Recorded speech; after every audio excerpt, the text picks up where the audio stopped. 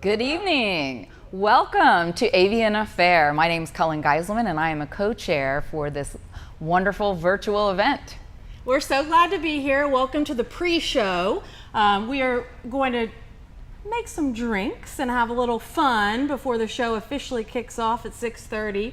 But I have to say, Cullen and I and the whole team at Houston Audubon have been working on this event for months, and we are so excited that it is here tonight. And that you get to be here tonight with us too. We're thrilled. So earlier on the screen, I think they'll also show it to you again here in a moment, is our cocktail for the evening, the roseated spoonbill. Now, did you notice, Sarah, I happen to be wearing roseated spoonbill earrings. I love your roseated spoonbill earrings. Yes. And your matching Yes, dress I have with birds on my sort of dress. Swallows going on. Very nice, very appropriate. Well, let me show y'all how to make a roseate spoonbill spritzer. I like this recipe. It's simple, just the way good things in life are. So first you start with a sparkling wine or champagne. Let me pour some for us. Now you'll see in a second why we're calling this a roseate spoonbill. And I'm not going to pour us too much because, well, the program could get a little wild and wacky if I did. And then we're going to add some sparkling grapefruit juice, if you have any of that, or anything, any sort of juice will do, but we like the color it's going to produce. So I'm going to pour in an equal part of grapefruit soda. You can really adjust this to taste, as they say. Let's see how this does. So, to kick off the night, I propose a toast to all of you. Thank you again for being here. To my dear friend, Cullen, who is a wonderful co-chair. Cheers. Cheers. Let's taste this. Lovely and refreshing. I'm getting that hint of grapefruit, a little sparkling on the palate. It's pretty delicious. I agree. And if you look carefully, the color is like a roseate spoonbill. Delicious. So along that note, I have a trivia question for you and for our audience here. Feel free to yell it out. Give me some help at home. I might need it. So do you know why flamingos and roseate spoonbills have their feathers with the colors that they do?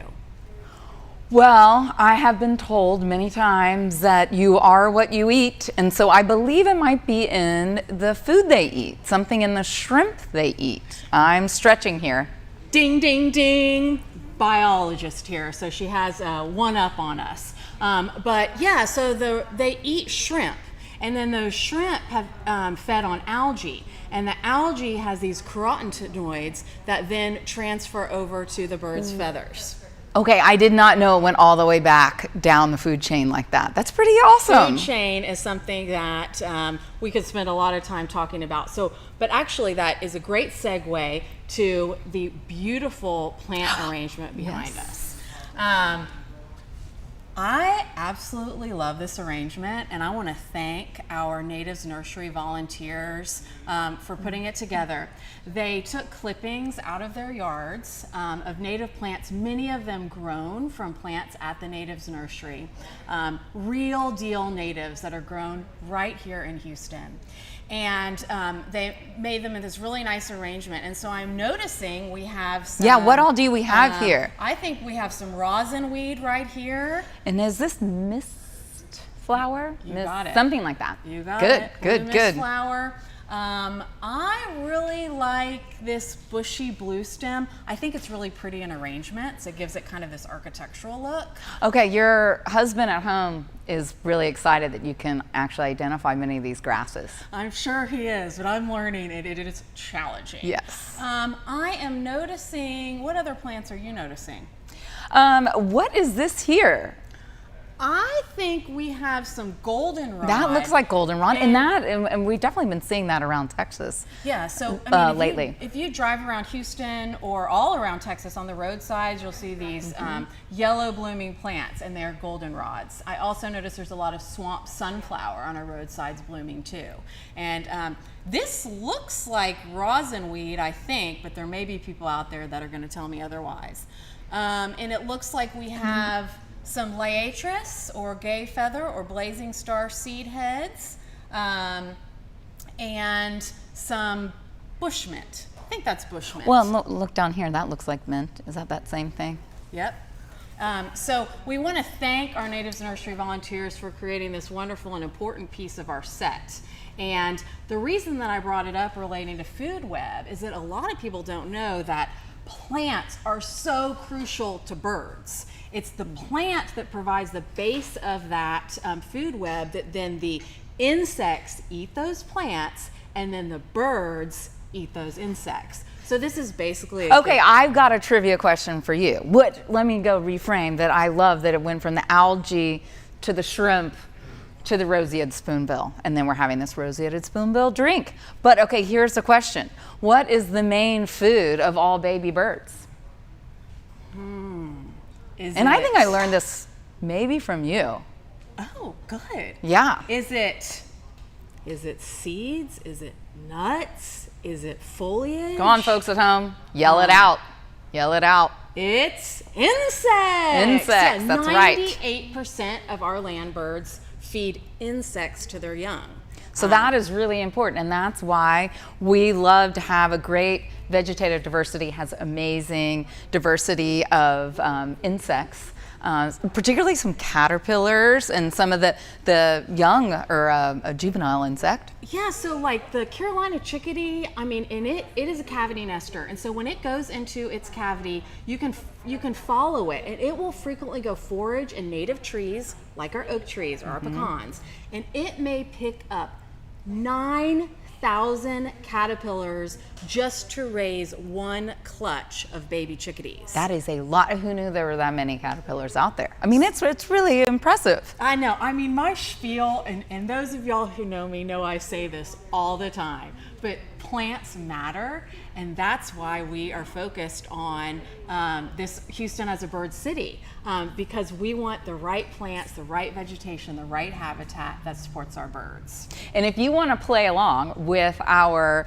quiz right here, you can, if you're registered, you can text us at 66367 and say hi and send in your, as we do a little more trivia, and you can join our little party here. So basically, I would just, if I'm registered, I just get on my phone and I text 66367. So that's 66367, and you can see if you can answer some of our trivia questions. Okay, what else? What other thing do we have here? Ooh, they're so good. You choose one.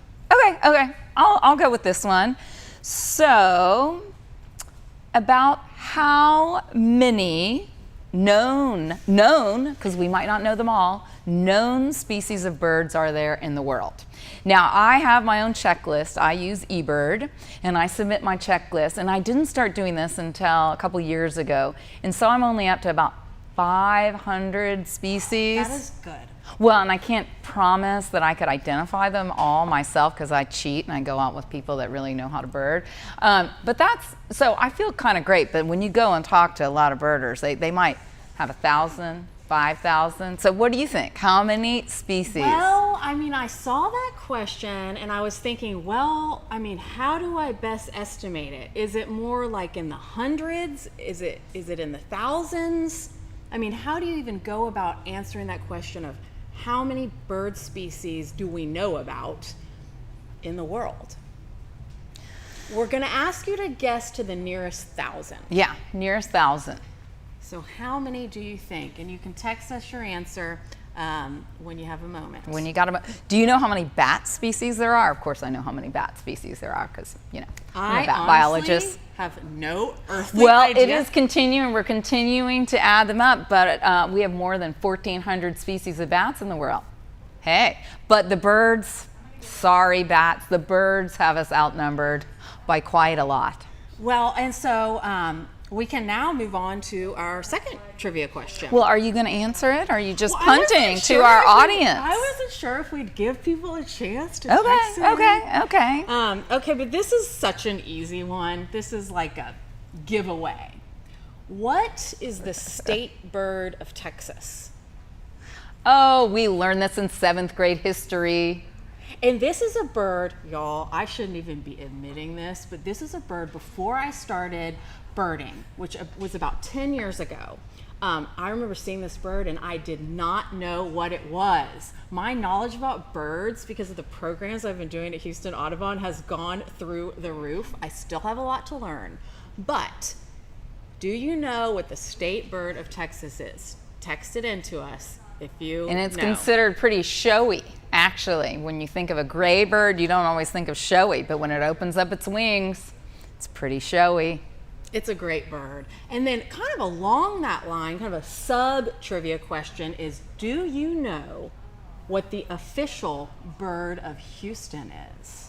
Now there was a whole poll done, and people got to submit their suggestions. And then this was the most popular one. Yes, so we narrowed it down. We got all sorts of input from the community, and we narrowed it down to a few species. And then we had this very heated debate on which one should be the bird of Houston. And we are very excited about the bird that it is. So if you do not know what the bird of Houston is, you need to know. And we'll reveal our answers shortly. Okay, that's good, because that bird lives in my neighborhood. It does. And you know what? Maybe I need earrings for that bird. They would have a nice crown on them. That's right. So what about, what are your favorite birds in Houston? These are the official birds. But what about you? So I wondered if you're going to ask me that, and here's my official answer. I want to say that my favorite birds are any of those that come to my yard. And I mean, I'm talking any birds, like white-winged dove, blue jay, cardinal. I get really excited seeing any bird used in my yard. It makes me feel proud that maybe I've offered a place for that bird to come. But I also have to admit that my most favorite is going to High Island and seeing in spring and seeing the migratory birds like the warblers. She's a warbler girl. She really is. Okay, but what about you? Well, the one that I've been thinking about recently is also a warbler, and I've been noticing in the yellow-rumped warbler. That actually, when I was first starting birding around here, I would get that confused because there are lots of different colors that you see depending on the age of the bird and what angle you're looking at it. And I've been missing it over the summer because it's not here during the summer, and I keep looking for it. But I think they're coming back now. I think they're back and you now. know why she's saying yellow-rumped warbler. I mean, she likes the other name. Butterbutt. Really like that one. But it's one of these things that you get really tired during the Christmas bird count. You're like, oh no, there's another one. How boring.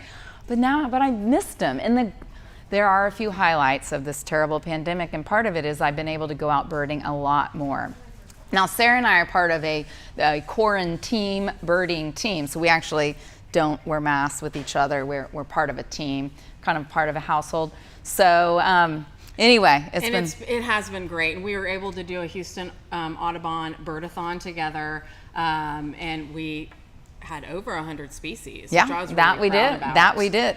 So you want to quickly tell them, we're about to wrap this up and start the evening for real. Do you want to tell them the answers? Sure. Bird of Texas. Okay. Bird of Texas. Northern mockingbird. I hope y'all got that. Nomo, northern mockingbird. Bird of Houston. Yellow-crowned night heron. They live in my neighborhood, nest in my neighborhood. Really an amazing bird. And I've actually witnessed them eating bats, but we'll forgive them. I mean, it's just nature. And then what about the known species of bird in the world? Over 10,000. So birds really got the bats beat there.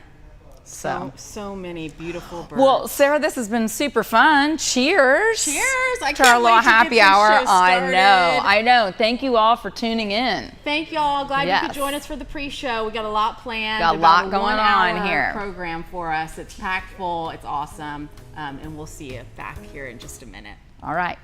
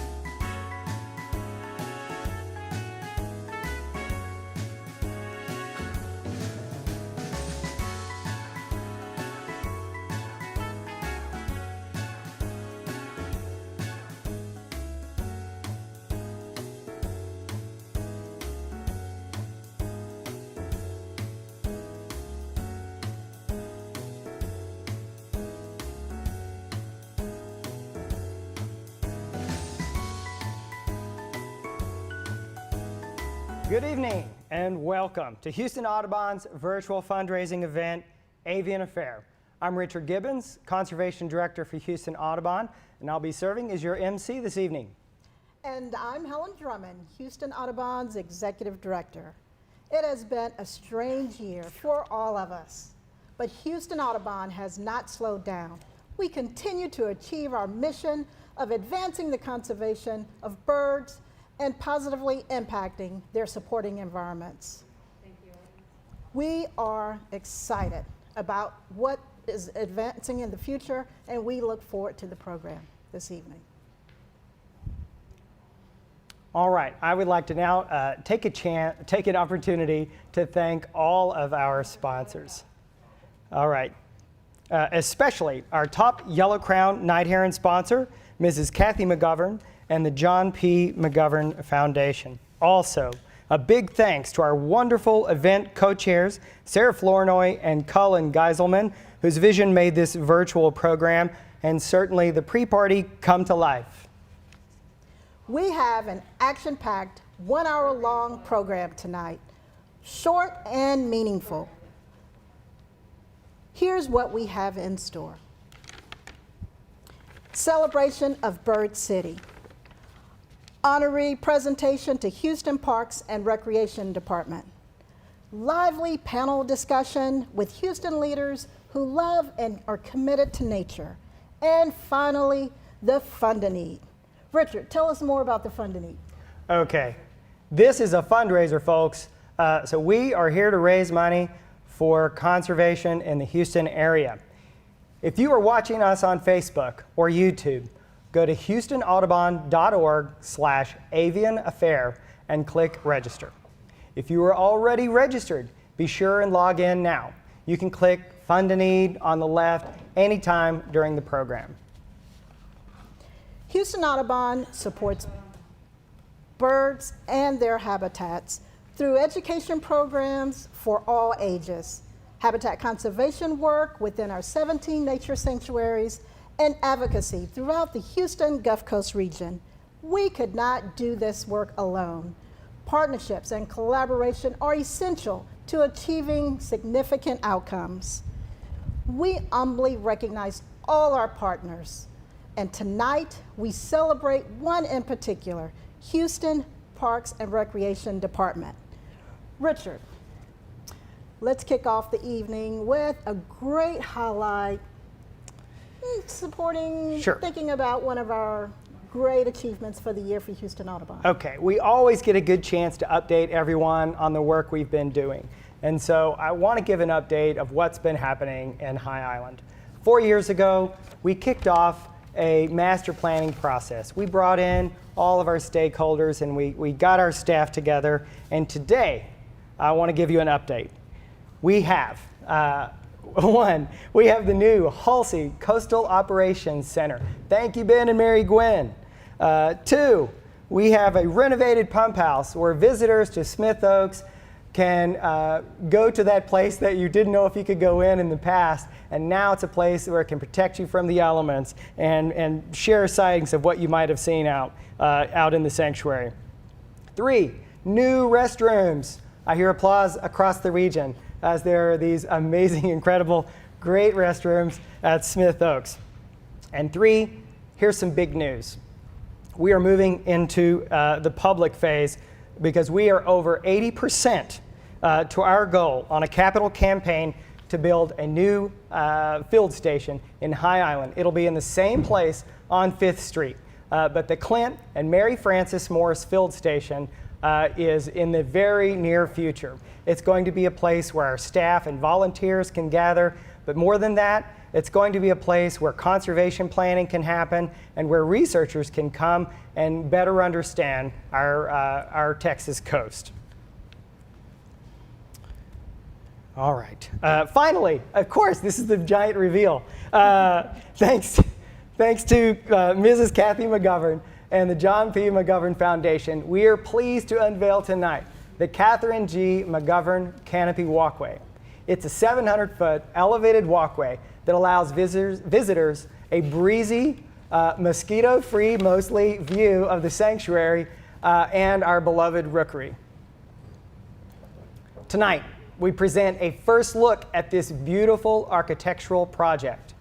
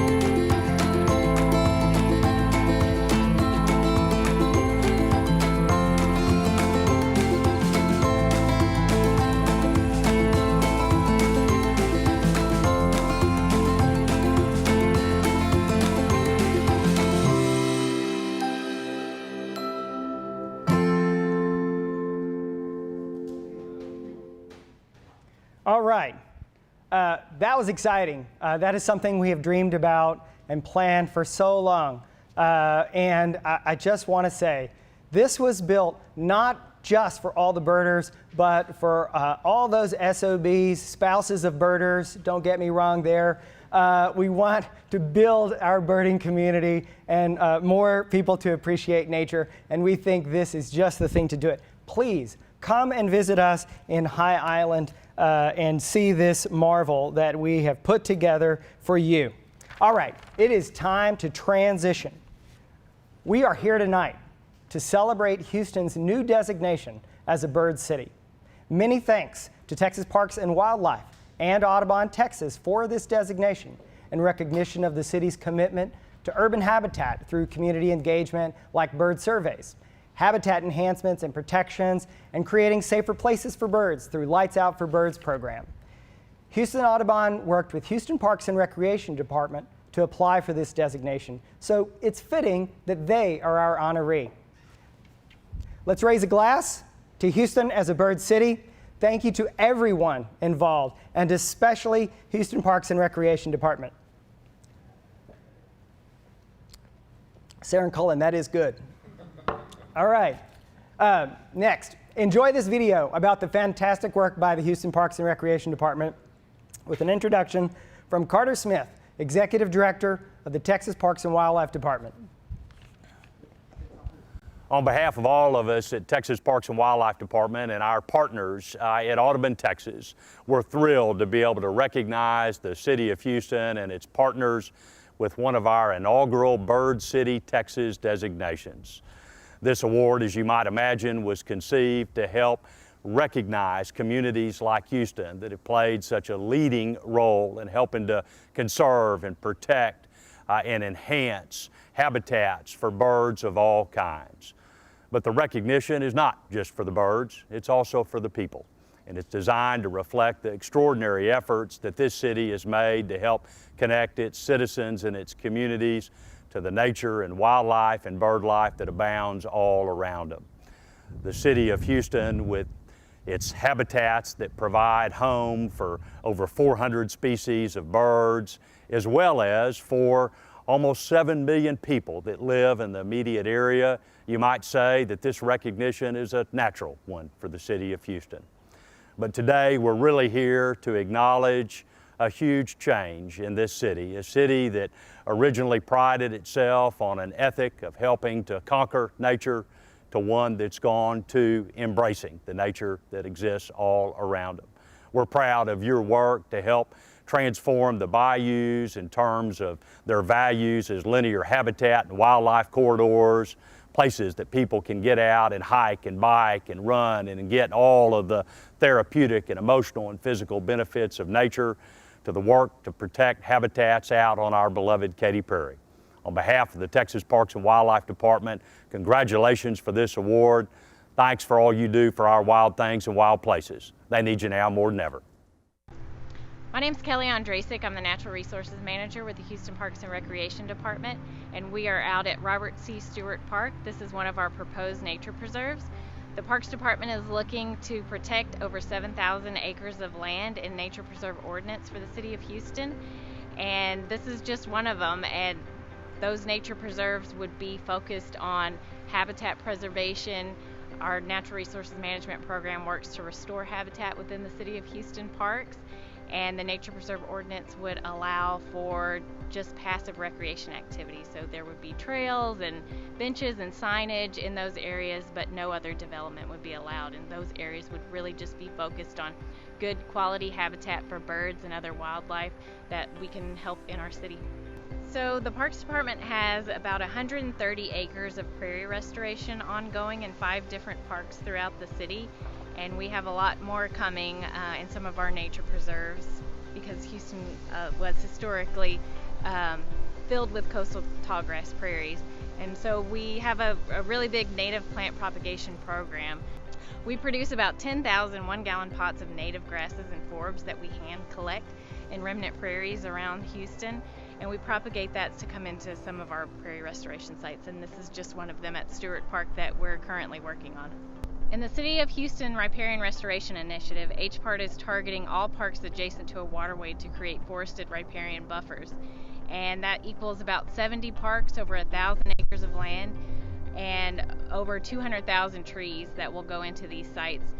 Some of them, such as Stewart Park, have existing riparian habitat that we are improving. We're removing invasive species. We're installing a diverse mix of native trees.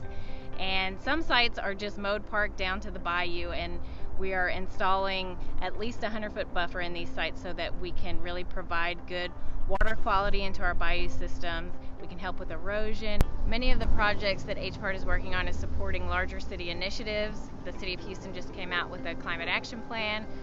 There's a Resilient Houston plan that just came out, and our projects are helping to support those plans with our riparian initiative, with our new native tree list that hopefully will be approved, that will allow only native trees to be planted on city property and in right-of-ways. And we also have a linear forest initiative where we're targeting medians throughout the city to install a diverse mix of native trees.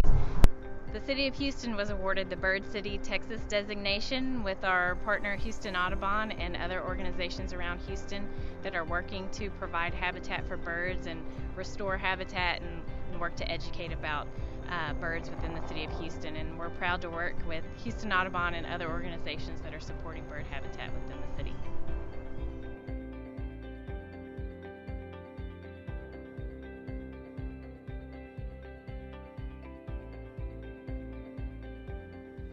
Hi, I'm Sam Smith, Board President at Houston Audubon. Congratulations and thank you to the Houston Parks and Recreation Department on their accomplishments of converting parkland to permanent urban habitat for birds and wildlife. Houston Audubon is proud to work with organizations like the Parks Department for the betterment of birds and people. Thank you for joining us this evening and enjoy the rest of the program. Tonight, we are joined by Steve Wright, Director of Houston Parks and Recreation Department. Steve, we are truly proud of all the accomplishments we've made together, and we look forward to continued collaboration. Thank you. It's an honor to be here. Obviously, we view ourselves as stewards. We have over 40,000 acres that we're responsible for. Our job is to make sure that we preserve them, conserve them, get them ready for the next generation. So on behalf of the Parks and Recreation Department, we're humbled and honored to be here and be designated as Bird City. Well, tonight, we're happy and pleased to present the Catherine G. McGovern Urban Conservation Award to Houston Parks and Recreation Department. And in recognition of social distancing, our award is sitting here on the table. Congratulations. Thank you very much. On behalf of Parks and Recreation Department, our relationship with Houston Audubon, I'm honored to accept this on behalf of the department. Thank you for everything that you do. We'll continue to work together and to make sure that our designation as Bird City is one that is raised up by all. So thank you. Fantastic, fantastic. All right, I'm in. I've been checking the silent auction, and it is hopping. But I want to remind everyone thank you, Steve, for coming down. Great job. Thank you so much. We value your partnership. Okay, everyone out there watching, you can go to our event page and check the silent auction. There are some amazing experiences in there. There are some really one-of-a-kind gifts. I have had my eye on the auk, which is this razor bill from the Terry Hershey estate. Some really neat things. Please go and check it out. You can do that until 9:30 tonight, so you don't have to leave our program. You can do that afterwards. So to view and bid on those, just go to the website, click View All Items, since there's more than one page. There's also a couple of items you can win instantly. For example, our breakfast at the Raptor Center, the Houston Audubon Raptor and Education Center, or a guided bird tour of North Deer Island, one of the biggest, most important rookeries in the Galveston Bay system. The Coastal Sanctuaries Manager, Pete Dykeman, and I will take you out there in May or sometime soon when it is rocking out there, and you will never forget it. All right, now, for our next great piece of this program, I'm delighted to turn the program over to our wonderful panelists and the moderator for a lively and informative discussion about birds and their habitats in Houston. Everybody, and thank you so much for joining us to hear from some people doing some great work on behalf of Houston and birds. I'm James Koski, and I'm Deputy Chief of Staff for Houston Mayor Sylvester Turner. First, I'd like to say congratulations to Director Steve Wright on the award tonight for the great work you and your team are doing at the Houston Parks and Recreation Department. HPARD is doing so much, not only for parks and recreation, but also in creating more natural spaces and improved habitats for birds and other wildlife. Now, I know y'all are curious, and the answer is yes, I am a birder. My wife and I, while not experts, certainly are avid enough birders to drive our friends and family crazy. And we've come up with an acronym for whenever we are packing for a trip. ABB, always bring binoculars. You never know what you might come across. One of the most enjoyable parts of my job is working closely with HPARD and the many supporters improving our parks and green space. From Bayou Greenways 2020, the Memorial Park Master Plan, the Houston Arboretum and Nature Center, and the newly opened Botanic Garden on the side of the old Glenbrook Golf Course, the city has had tremendous support from donors and partners to improve our green spaces and the quality of life for Houstonians, and doing so in a way that better honors the ecology of these landscapes. Now, I'm excited for you to hear from three folks that have fantastic efforts underway that make our city more resilient, our landscapes more natural, and connecting Houstonians to birds in our green spaces. We'll go around with brief introductions and then dive into some Q&A. Marissa, let's start with you. Hi everyone, my name is Marissa Aho and I am the Chief Resilience Officer for the City of Houston in the Mayor's Office. Happy to join you. And Cinti. Hi everyone, Cinti Lee. I'm actually a geologist and I teach at Rice University where I'm also the chair of the Earth Science Department. But I've been bird watching for most of my life and I teach the ornithology class at Rice, and really my passion is getting people really into birds and nature. And Tom. I'm Tom Bacon. I'm Chairman Emeritus of the Houston Parks Board. And I'm thrilled to be here, asked to do an Audubon discussion, because for all the years at the Houston Parks Board, we've been calling it Bayou Greenways 2020, while all of us who are birders in this world know it's really Bayou Flyways. We've got a great launching place for Houston now. Well, excellent. Thank you everybody. And Marissa, let's start with you. Please give us some more detail about the Resilient Houston, the city's new resilience strategy, and why it's important to wildlife and birds in Houston. Sure. So first, Mayor Turner launched Resilient Houston in February of 2020. And it's a comprehensive resilience strategy that looks at climate, equity, health, the built environment, and the economy, and is organized in a way where we're looking at resilience of sort of small scale people, parcels, families, businesses, and then looking at resilience at a neighborhood scale, because different neighborhoods have different shocks and stresses that they're experiencing. And then we have a bayou scale, looking at the 22 watersheds and all of the great work that's been doing to improve the bayou system. And then a city scale. We want to lead by example in a lot of ways around climate and equity and infrastructure modernization. And then finally a regional scale, because we know that all of the work that we need to do to address our resilience overall it doesn't know municipal boundaries and really needs to include a regional approach with regional partners. And how that works with wildlife is that we have everything from addressing air quality to urban heat to flooding, by improving our green spaces, by making them more equitable, by improving biodiversity, by cleaning our waters, and making sure that the environment works for everybody, including birds and fish and wildlife. Excellent. Thank you very much, Marissa. And Tom, I'm going to turn to you next while we're talking big picture. And because Bayou Greenways touched every part of the city, and I'm very curious to hear about Bayou Flyways and how that connects to that. You know, way back when I first got on the Parks Board, Terry Hershey, at every board meeting, she would bring up, well, what about the critters? What about the critters? And we said, if we take care of the people in the city of Houston, when we think green, you've got to first be thinking dollars and economic development.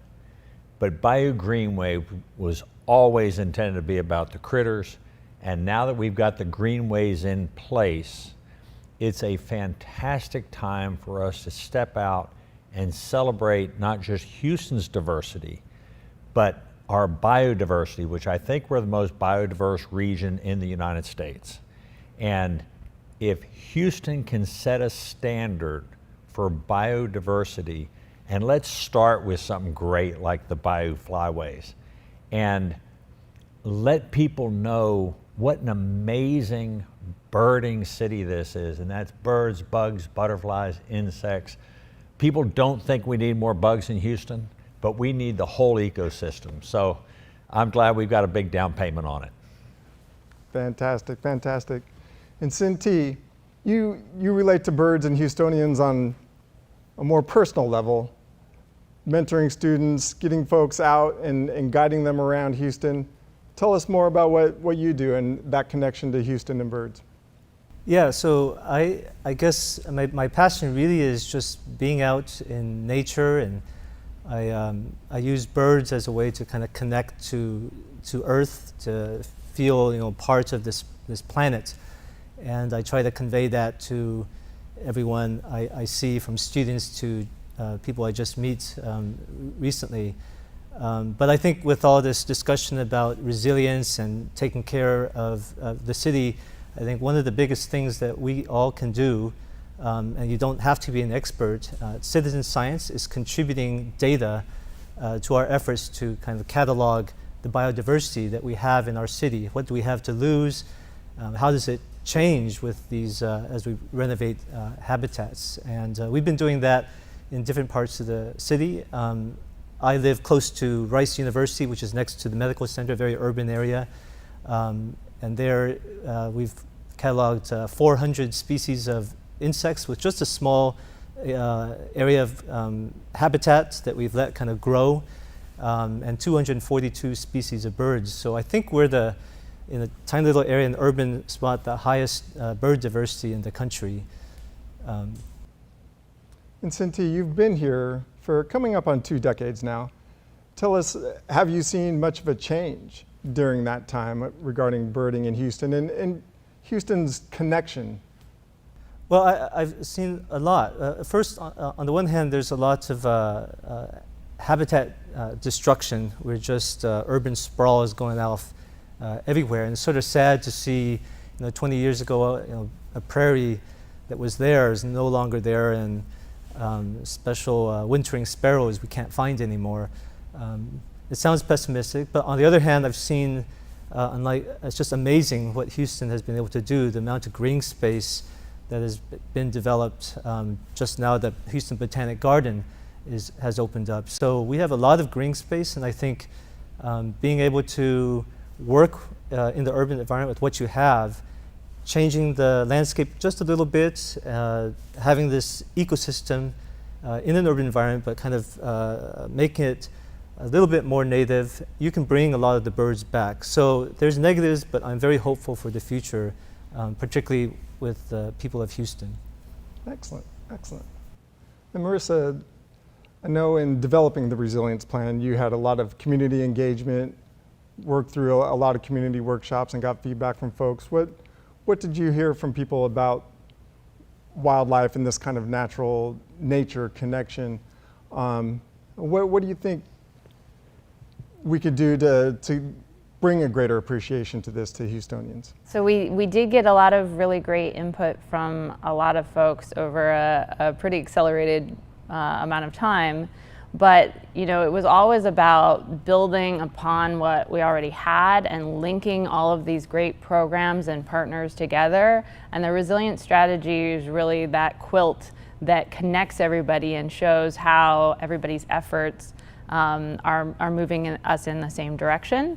And so there was always sort of a conversation about the preservation of open space, about addressing the issues of development and really focusing on building up and not out, on making sure that everybody had equitable sort of access to green spaces and open spaces, and that's we know is even more important given the 2020 that we have all had. And so there are a lot of these co-benefits and sort of solving for more than one thing. And that was the approach that we took in developing the strategy. And so there are a lot of co-benefits for the natural environment when we look at nature-based solutions and try and address all of our issues in ways that move us forward together. Excellent, thank you, Marissa. And Tom, I want to get back to you, and I love the concept of the Bayou Flyways. 2020, it's been so important to have this green space and this connection to nature for people to get out and get out of the craziness of the world right now. Tell us more about Bayou Flyways and how people can best connect with that, how you see that rolling out.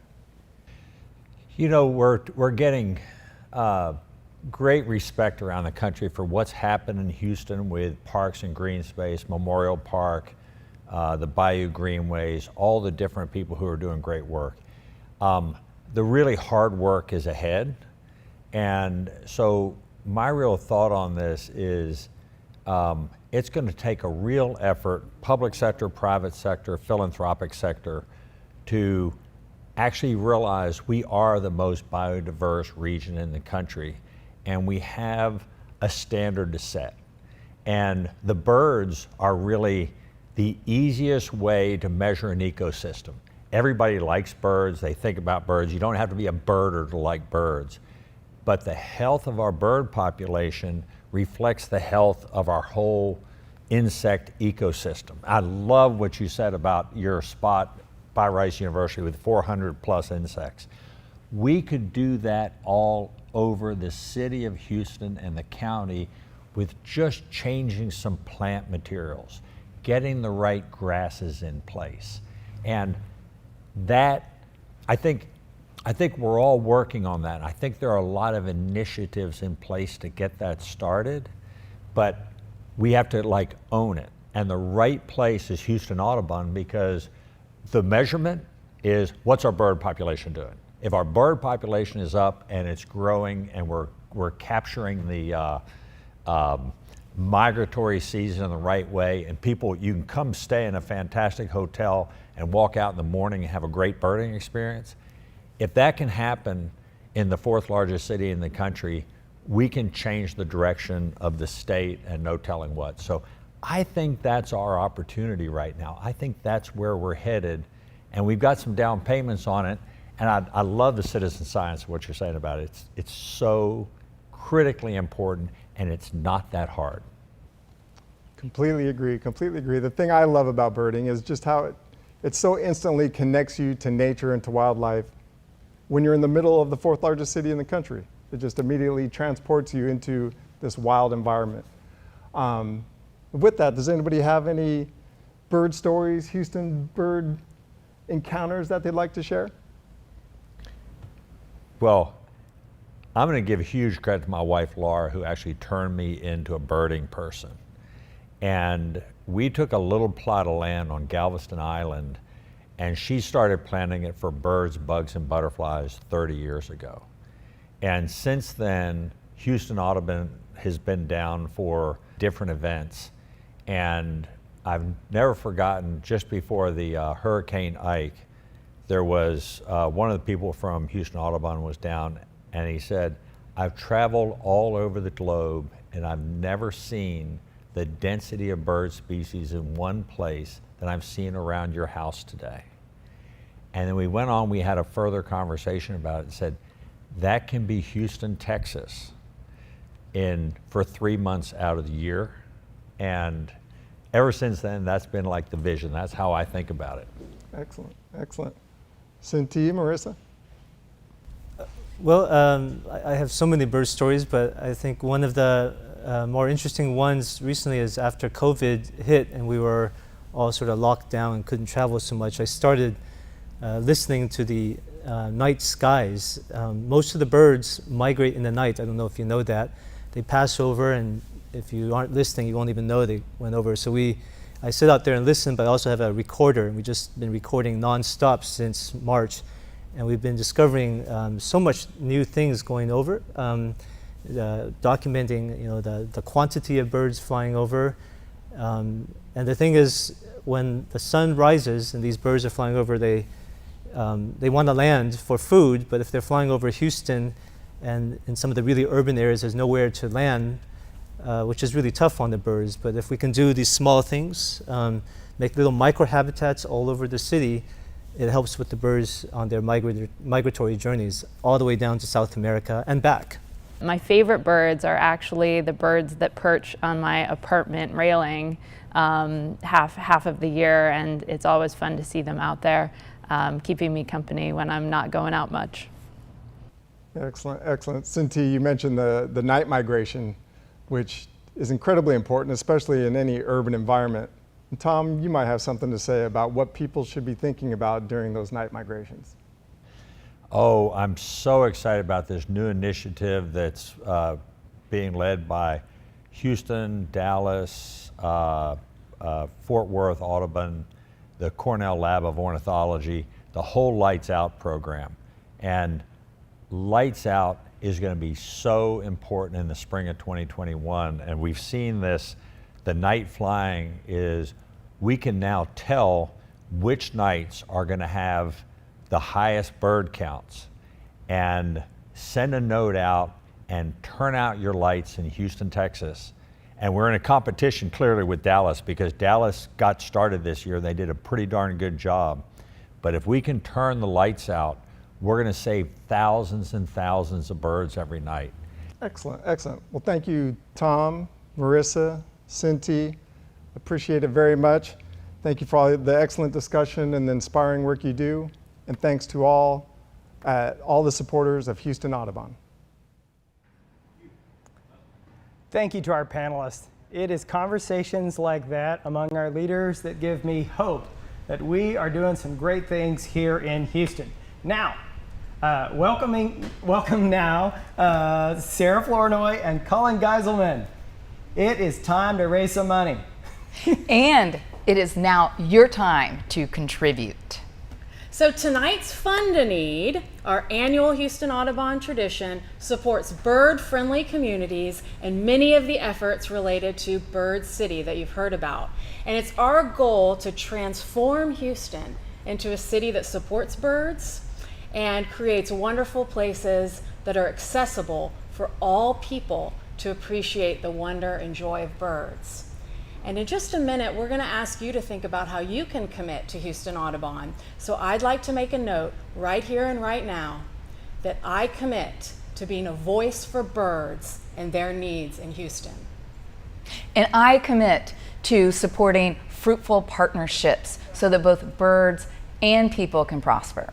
So enjoy this brief little video that will explain what this program does and what other people are committing to in order to support our urban environments.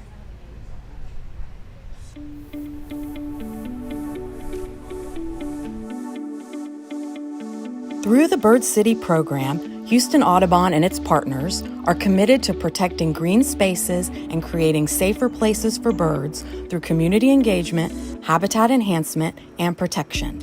This year's Fund a Need is your chance to support Houston as a bird city. We invite you to join us and commit to helping us provide and protect urban environments, crucial for resident and migrating birds. We commit to turning traditional landscapes into biodiverse hotspots through our native plant grow-out program. We commit to growing our community of volunteers to help with restoration and cleanups. Houstonians need green spaces to experience a sense of the wild, a place where the sounds of birds will never go extinct.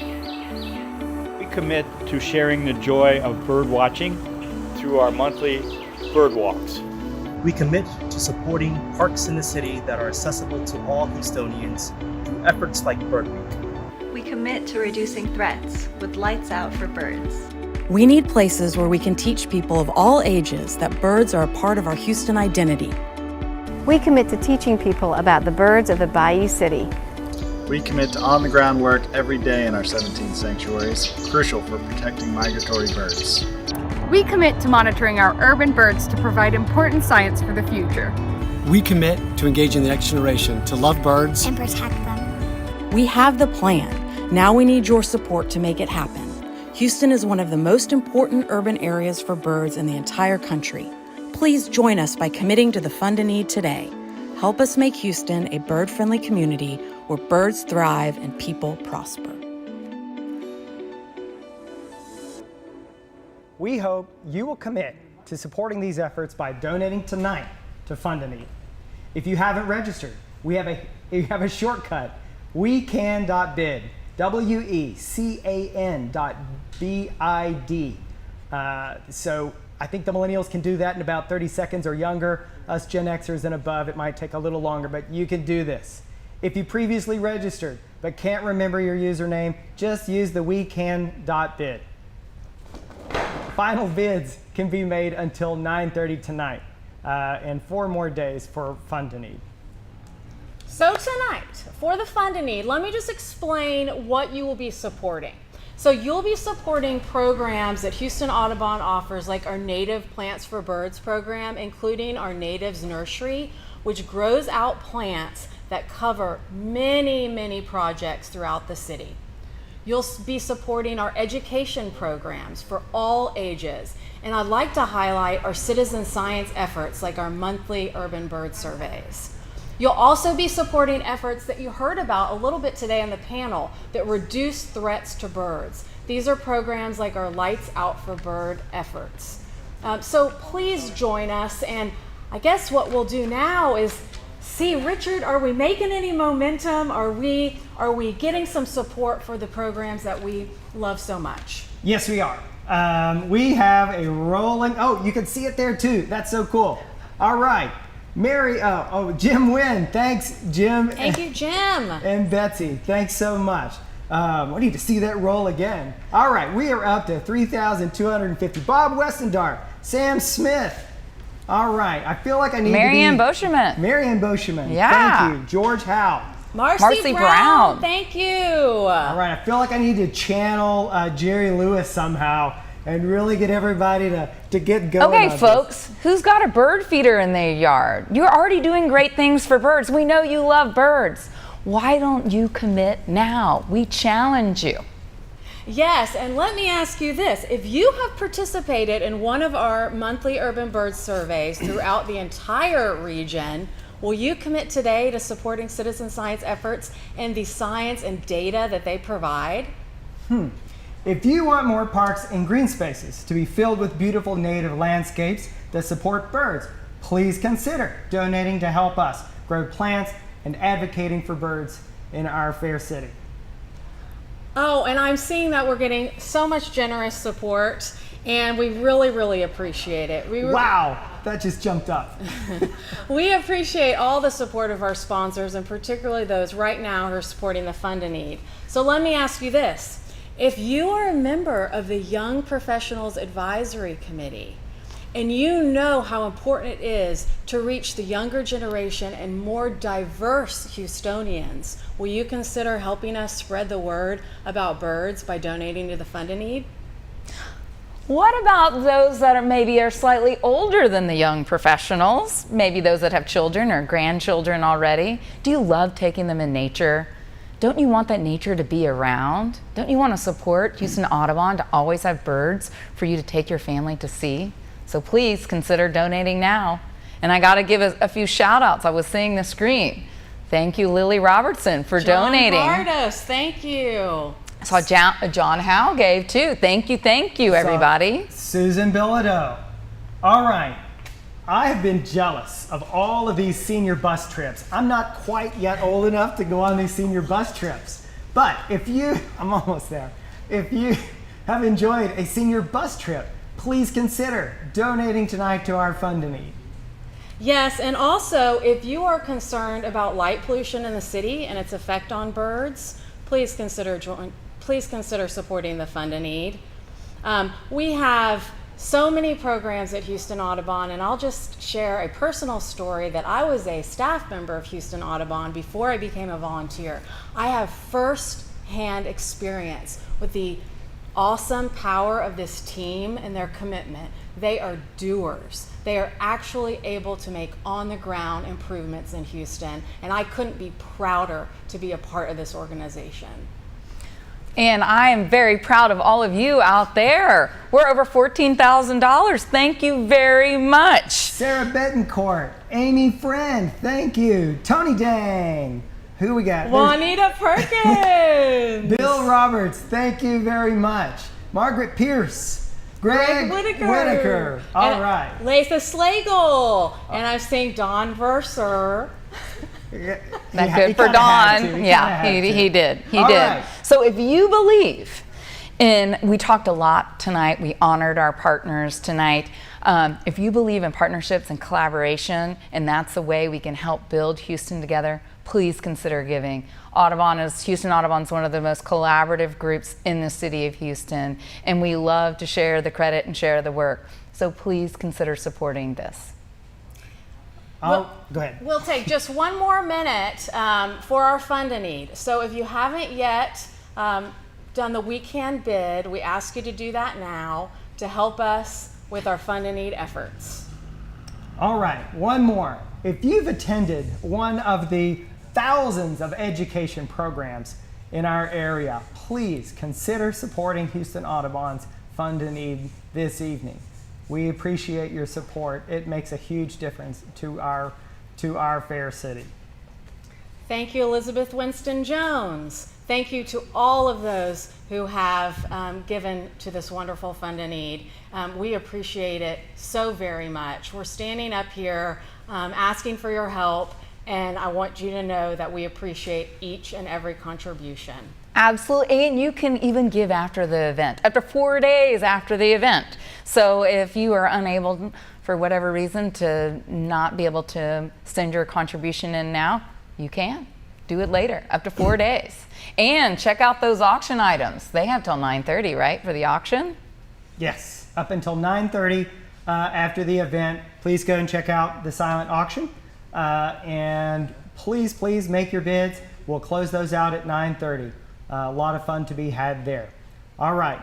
Do I have a chance for one more quick story? I want to let y'all know that I grew up loving nature, but I didn't always know about birds. And it's through programs that Houston Audubon offers that I was able to connect with birds and see for the very first time the rose-breasted grosbeak, the indigo bunting, the Blackburnian warbler, and my whole world expanded. This is personal for those of us who love birds, and so I do thank you from the bottom of my heart, and I know that Richard and Cullen share that gratitude with me.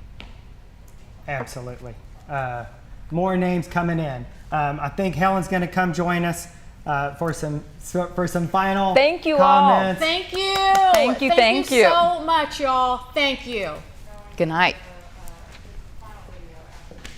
Wow, that has been fantastic. Just wonderful watching all the names come through. This is really, really exciting. Thank you, Sarah, Cullen, and Richard.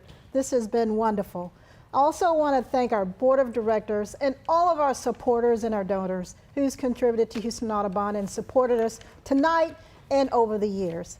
And I definitely want to take a moment to thank our behind the scenes team, our off-camera talent, Amy Friend and Zanera Sat.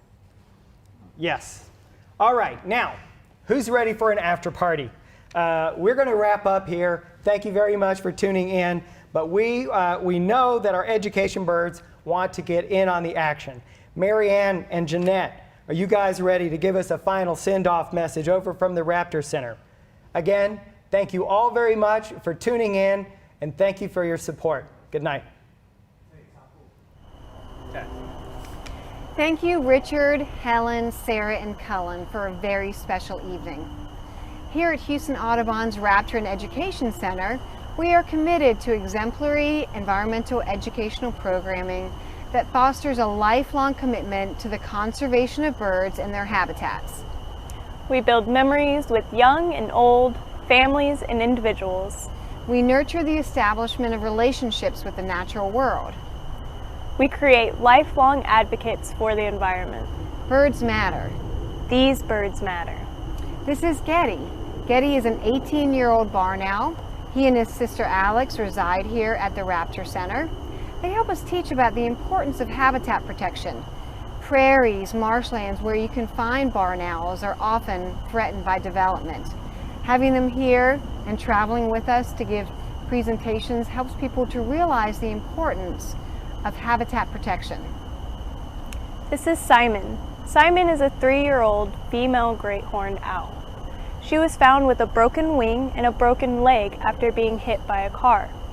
Unfortunately, our wild owls face this problem. When we litter, our litter ends up on the sides of roads, which attracts the rodents that they like to prey on. Thankfully, Simon was rescued and her wing healed and so did her leg. And now she gets to help us teach about the importance of throwing your trash away in trash cans. Behind us are Luna and Skeeter. Luna is a swallow-tailed kite. Skeeter is a Mississippi kite. These are both long-distance migrants that would normally winter in South America. Skeeter was found on her first migration in Corpus Christi with a broken wing. She'd probably flown into a power line. That's one of the many obstacles that migratory birds face every day of their lives. Luna was found as a very young hatchling after a bad storm and could not be relocated back to the nest, so she was raised in captivity. Neither of these birds can go back to living in the wild. Although these birds can't survive in the wild, they are no less valuable. They inspire us to learn more, to do more, to cherish, to protect, to teach, and inspire others to do the same. We are very grateful for the chance to reach all peoples with our mission and vision, and it is only through the generosity of our members, volunteers, and donors like you. Thank you for the opportunity to bring smiles and joy to those who can no longer hike the trails. Thank you for the opportunity to ignite a yearning to learn more in the youngest of generations. Please know that it is a privilege for us to be here and to take care of these birds and to share them with all of you. Technology has helped us to reach beyond our borders to people across the planet with our mission of bird conservation and habitat conservation. You make this possible. You are a part of every program, every experience, every outreach, and every field trip. Thank you. You give these birds the wings to fly.